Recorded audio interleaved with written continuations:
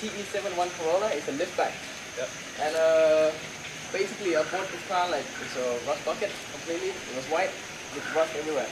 So I took it home, started sanding it down, get all the rust done, repaint it, and yeah, just start like polishing the front trim, everything, and then start doing suspension work, engine work, brakes, everything is done on this car. Yeah. Even interior too, but at the moment it's unfinished project. There's still a lot that has to be done, but it's just getting there. Yeah. It's a time-consuming process, but yeah. that's car, you know.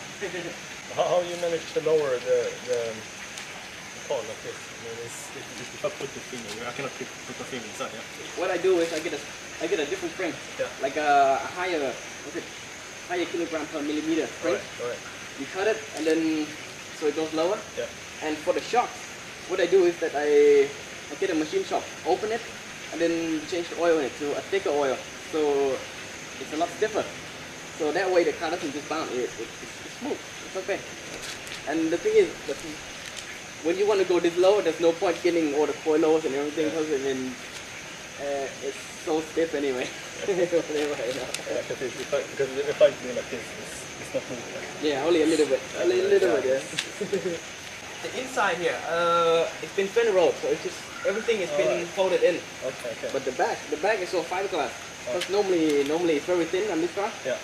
And yeah, basically what I did is I make a copy of the front and put it in the back. Yeah. To make it wider, and it's also moved. The fender also moves up a bit. Yeah. On the back, so you make the car lower. Well, the wheel is a 15-inch wheel. Yeah. This is 15 times 8. But the tires is a 175/50. So the tire is so much smaller than the wheel. That's why it sits like. Yeah. You know, that's why it's fit. The back though, the back is 9-inch wide. Yeah. And it's also running. It's 195 tires, so a size bigger, but still too small for the wheel. So it's stretched, you know. So you get that crazy look. There's two ways to make this tire work. It's one is here for bazooka. It's like a really big tank with really big pipe, you know. Yeah. And you fill the tank up, and you just open and put air in really quickly, and bang, it goes on. But if you don't have that, you just put the wheel on the ground with the tire loose in it, and then you spray some. You put petrol or a lighter gas, just put a lighter to it, bang, explosion, and then it just stays. Yeah. With this car, I use it for drifting sometimes. Yeah. You know, when drifting, you need to have a lot of angle, steering angle.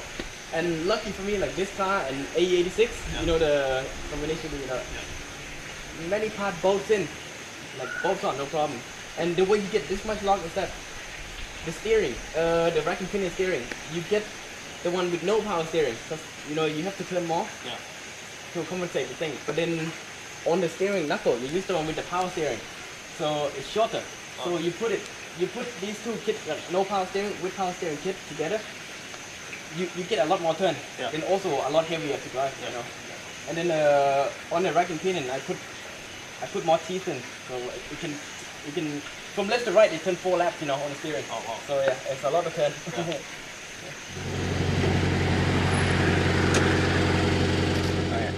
I have a little hobby. I like to make fiberglass for fun, you know. And and this is actually a fiberglass piece. I made it myself, you know. Like you can't get it for this car.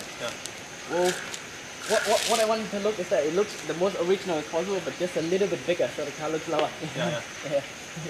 So that's why it's just flat. You know? It's the same with the one on the front and the spoiler in the back. It's also homemade, you know. And you made it myself? I made it myself too, yeah. Just to get the car that crazy look. This fender is a 100% copy from the front. Yeah. Because like most cars out there, like the front is always bigger than the back. For some reason. Yeah, I want to make it look a little bit more balanced, and also get the bigger wheel on. So fiberglass copy, pull it out, bang, that's it. So when you make the fiberglass, like you took this one, make it up on this, and then took it off and put new fiberglass inside, and put it on the line. And and so the original fender is all cut out, and the inside got pulled and welded, and so no leak, nothing, you know. They just put this one on. It makes it bigger.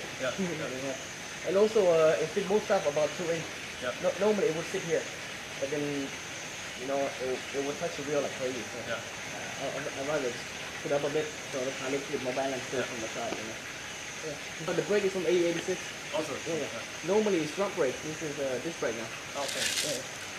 And actually the whole rear axle The whole rear suspension is from A86. Oh wow. And the differential is actually TRD two-way, LC.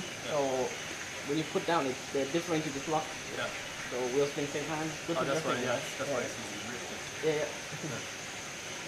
Same with the front. All suspension is also from A86.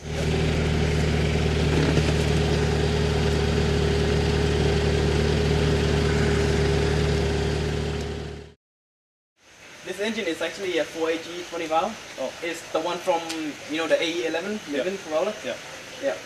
Basically, it's a front-wheel drive engine, but then it fits with the A86 engine. Like it's a 4A block, you know, no problem. So basically, switch the engine around and use the engine mount from the 16 valve 4AG. Yeah.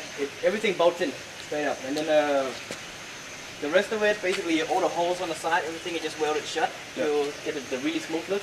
Hide all the wiring, the air conditioner, everything. Just like put it on the side or either under, you know. Give it a very like, how do you say it? Like lots of space. Blank, you know, look here. It is the original intake. Like the 4, like the 20 valve comes with 4 intakes from standard, but they have a box to put it together. Okay. Yeah, for like to make it more quiet and improve torque, whatever, like original, like, but it doesn't fit in this. We took it out, just have it straight 4 intake. Sounds so much better too, and on the top end it actually goes a bit better, you know. Yeah. Well, the most important is that it sounds crazy.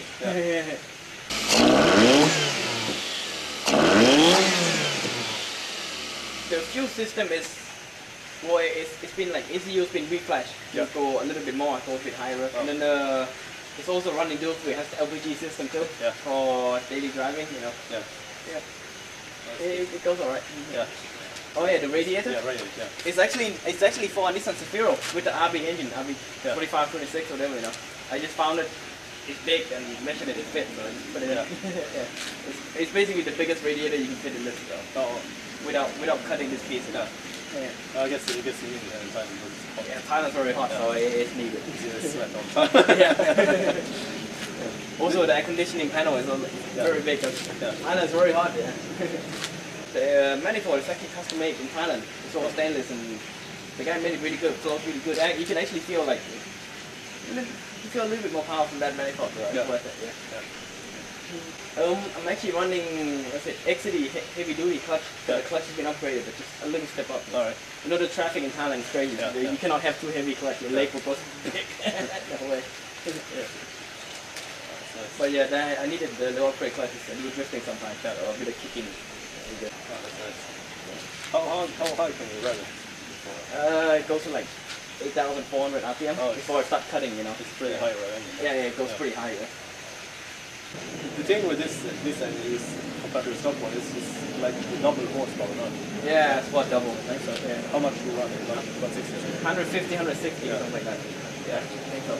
It actually got a Tomai 262 camshaft on the exhaust side. So that's why, you know, when we took for a drive, the low rep is a bit jumpy. Now when you go high rep, it just goes.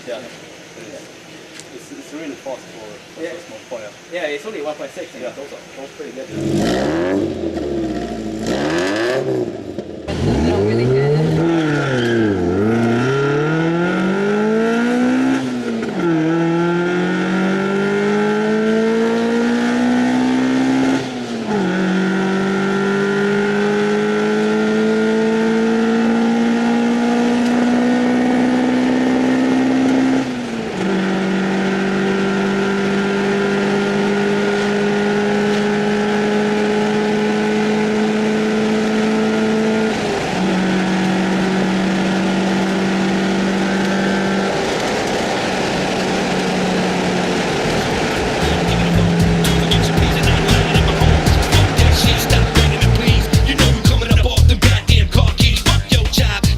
Shit, your only goal in life is to keep me on piss.